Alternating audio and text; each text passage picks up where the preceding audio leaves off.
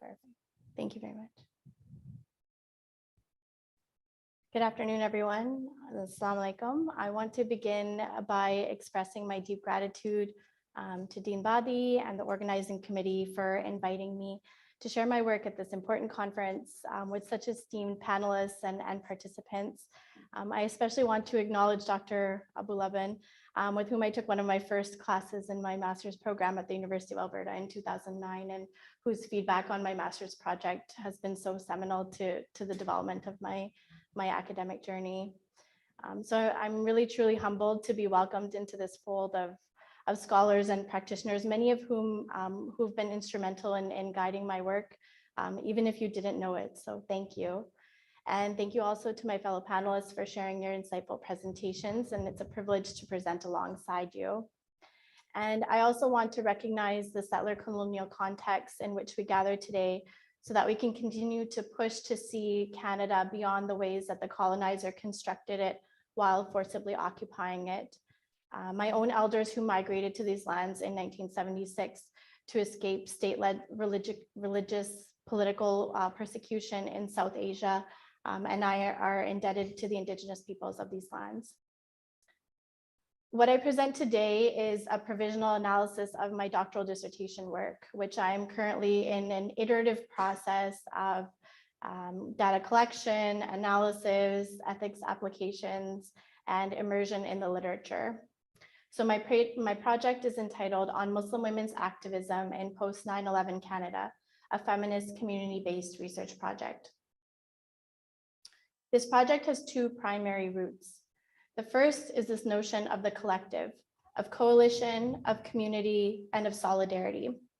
For most of my adult life, I've organized women's community forums focused on interfaith dialogue and understanding. I realized that as a woman, a Muslim, an educator, a researcher, a mother, and a feminist, I've always been drawn to communities of women tied together through religion. I see this as an important part of my own religious subjectivity, to learn about different faith traditions through the believers that live it, and to pursue the principles of justice, peace, and equity that are fundamental to my own religion of Islam. The second is a desire and demand to break away from the salient tropes that continue to define and fix Muslim women and those perceived to be Muslim, either as passive victims and silent, complacent recipients of racisms, heteropatriarchies, and other forms of marginalization, or as dangerous perpetrators of violence, as bad mothers who raise or enable terrorists through their reproductive capacities. In a contemporary post 9/11 climate, where discourses of fear are enacted through novel and invasive means of securitization, surveillance, and discipline of others, in the name of protecting national subjects from the imminent threat of terrorism, we in this room know that causes of insecurity or threats to subjects are ontologized on the bodies and in the actions of the other. The anti-Muslim context and challenges faced by Muslims in Canada are well documented. We know from Sunera Tabani how race, sexuality, gender, and religion are interwoven in the construction of Islam and Muslims in the West. We know from Jasmine Zine that, quote, the 9/11 generation of Muslim millennials is a product of its times, end quote, times that are characterized by immense backlash against Muslims. We know from Shireen Razak that, quote, nothing has to make sense, unquote, when it comes to Muslims in the West, and how anti-Muslim racism is an instrument of white supremacy. Scholarly and popular literature have captured the Orientalist gaze that follows the Muslim woman due to her unwillingness to yield to the white masculine gaze and make herself available for observation and consumption. We know about the contradictions in Canadian multiculturalism policies and practices that fuel the obsession with and permit the policing and legislation of Muslim women, and what they are allowed to wear, what they are not allowed to wear, and who gets to decide that for the women. We know that Muslim women's bodies are constant points of public debate, with national conversations and state policies obsessed with their condemnation and regulation, the same state policies which pressure Muslim women to sacrifice their religious practices to demonstrate their loyalty and belonging. The racism and hypocrisy inherent in these state-based legislations is apparent through the newfound normalcy and ordinariness of seeing face masks in public spaces during the pandemic. In my doctoral project, I am curious about the resistance to these discourses because those are the Muslim women that I know. They resist. I ask, 20 years after 9/11, how do Muslim women understand and articulate their political subjectivities? What is the power of developing a feminist collective of resistance? What I'm interested in is how women create and nurture a collective of resistance by creating an intentional community of organizing around anti-Muslim racism. To do this, I draw primarily on transnational feminism and critical race feminism, which I find useful for connecting transnational structures and discourses of heteropatriarchies, racisms, and neoliberalism with local subjectivities, particularly subjectivities that both transgress borders and boundaries, but also exist within liminalities and ambiguities. My entry is through this dialectical relationship between subjectivities and resistances, based on some of the work by Judith Butler, by studying how a Muslim woman's resistance is rooted in her very subjectivity. The ties that bind subjects into their positioning can be the very means by which the political subject can resist these bindings. And I'm particularly interested in this notion of the intersectional because we know that anti-Muslim racism is experienced very differently across and within Muslim communities, especially when it comes to the experiences of Black Muslims. And Amina shared some of these experiences earlier. This requires that I investigate and be attuned to the intersectional dynamics of the group that we create and all the nuances of the race, class, and gendered matrix of domination. So this particular paper reflects on the first phase of my qualitative doctoral project, which includes 4 group conversations with 4 participants in the spring of 2022. The participants were all women that I either personally knew or knew of prior to the project.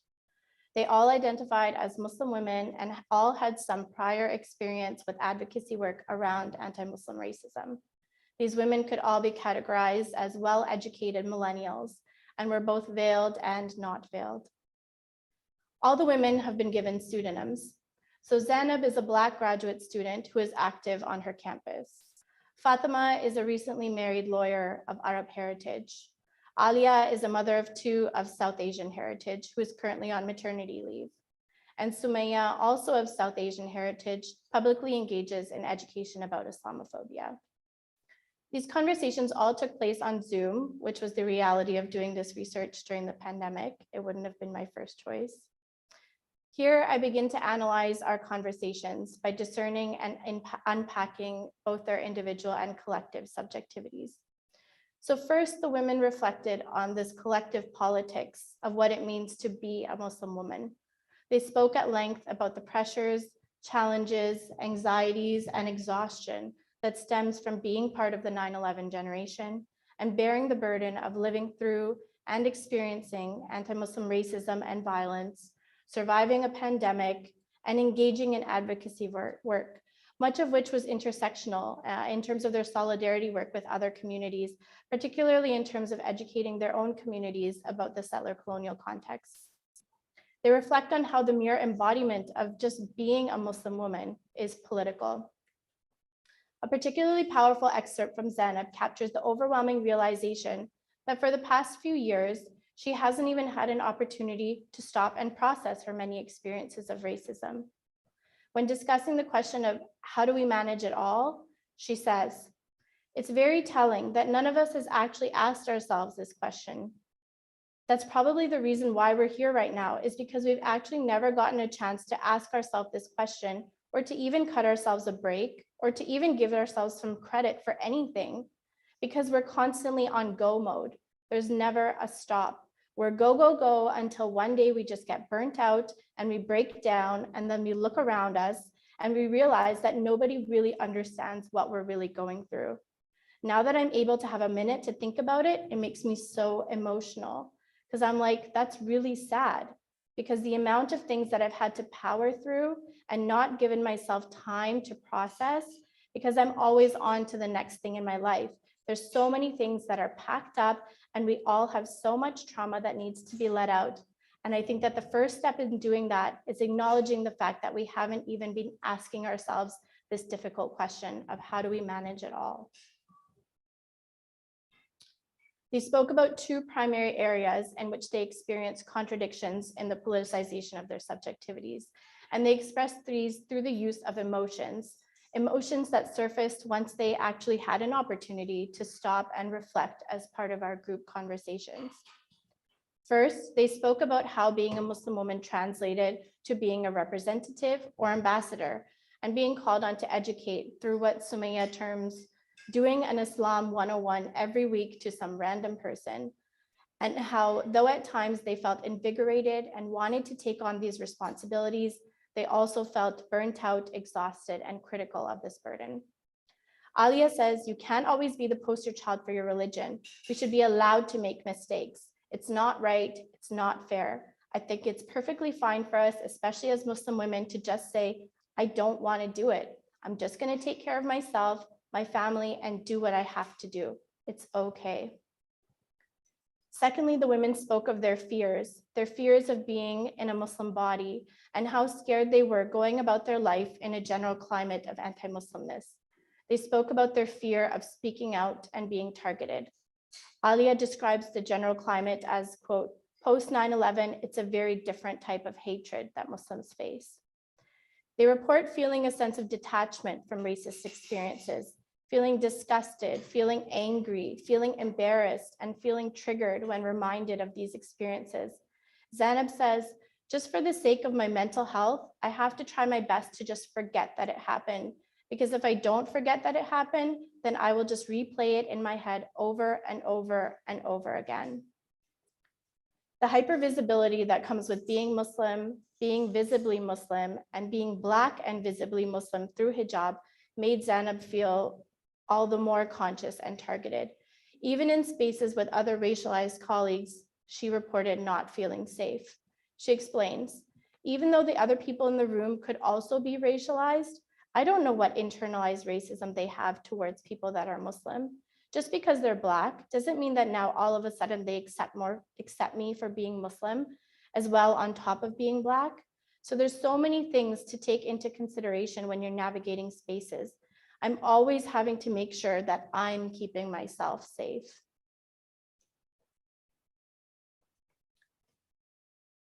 When I started this project, I wanted to, with the women, plan and implement a social act of resistance. What happened was very different from my original conjectures. Instead of planning an external public action, the women instead wanted to prioritize rebuilding women's communities and relationships of sisterhood in order to find and create those spaces that were comfortable, supportive, and uplifting. That is how they decided to resist racism, by creating a wellness-centered group for Muslim women to share, reflect, and uplift, to disconnect and unburden from the racism, the pandemic, and all other anxieties of the outside world, to have a comfortable and welcoming space of friendship, reflection, and sharing, to prioritize wellness and community. Once we had established this space, only then would we be able to return to tackling all the violence and hate that we knew existed outside. This was their resistance. This was a politics of feminist community and care. The women spoke about the different ways in which the group was important to them. Alia says, I think groups like this and gatherings like this are so important because we can say these kinds of things and we all kind of know what each of us mean without feeling that need to explain ourselves. When discussing and trying to finalize what our group's action would be, Sumaya says, I wonder if it's just this space of being able to talk and connect with other Muslim women, which we haven't been able to do for so long, if that's the action for now. Even when I felt during our third conversation that maybe the project was asking too much of them in terms of their time and their emotional labor, the women countered back. Zainab said, a wellness gathering like the one that we have, there couldn't have been a better time for something like this to happen. We left our conversations before the start of Ramadan, vowing to come back in the fall with regular meetings. I've currently applied for ethics clearance to do a round of individual interviews with the women to evaluate their experiences as part of Circles of Wisdom, the name that the women came up for themselves, and probe further into their individual experiences. Oh, there should be something more, but I guess it's not. That's all right. There was another slide. These are just some of the pieces that I'm puzzling through as I continue to work on my dissertation, and I sincerely welcome your comments and your feedback as I continue to develop it. But what I can say is that as a researcher, I'm eagerly embarking on this truly innovative, exhilarating, creative, complicated research journey. And as a community member and organizer, I see the potential and scope for a pilot project such as this to be taken up in different community and activist spaces as a means of rethinking resistance, political activism, and coalition. And there's yet much more work to be done. So thank you for your engagement today.